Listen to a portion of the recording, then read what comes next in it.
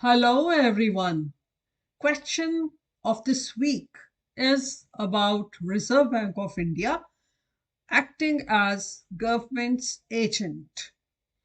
RBI acts as government agent by managing its public debt, by issuing currency, by regulating monetary policies and maintaining financial stability to support economic growth and development. Let's have a look at the question. Two statements have been given. You need to identify which of the two statements is a true statement and justify it. Statement 1. The Reserve Bank of India only acts on government directives without autonomy. Statement 2. The Reserve Bank of India can refuse to lend money directly to the government. Let's have a look at the solution. Statement 1, that is Reserve Bank of India only acts on government directives without autonomy. It is false. Simply because though RBI supports government, it operates independently in monetary policy decisions to ensure financial stability, even if its actions do not always align with government preferences. And there is one incident I would like to mention here which supports that the statement is false.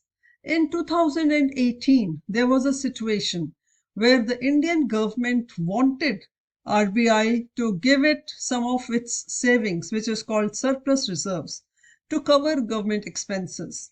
The government also wanted RBI to make it easier for banks to lend money, but RBI, led by Governor Urjit Patel at that time, said no, because it had a responsibility to keep the economy stable. Giving in to the government's demands could have caused problems. There could have been inflation or a weaker financial system. This action shows that RBI is not just following the government's orders. It works independently to make decisions that are best for the economy. This independence is important because it ensures that RBI can focus on keeping the country's money system safe and steady, even if government has different priorities. So, the statement that RBI only acts on government directives is false. Statement 2. The Reserve Bank of India can refuse to lend money directly to the government. It's a true statement.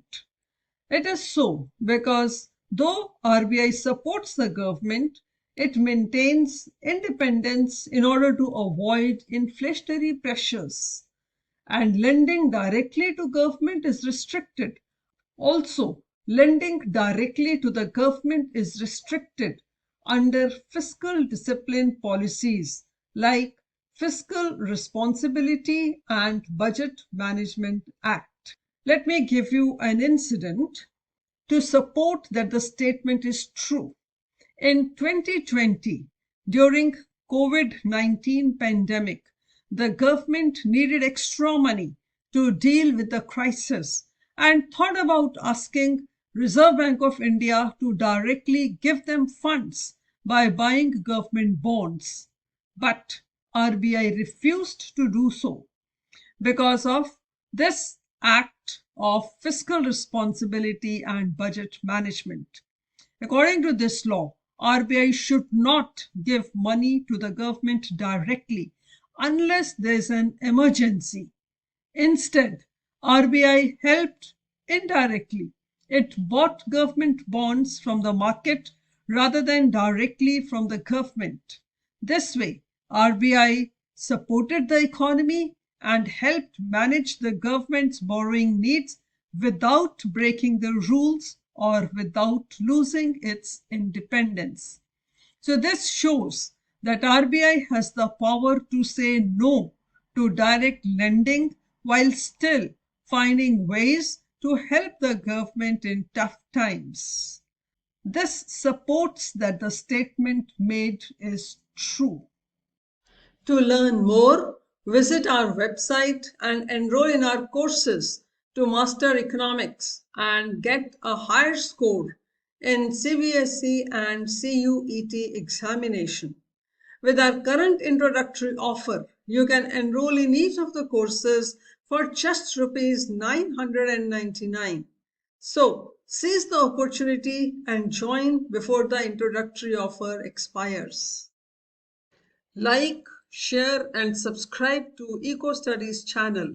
Also, drop a comment. See you in the next session for another concept. Thank you.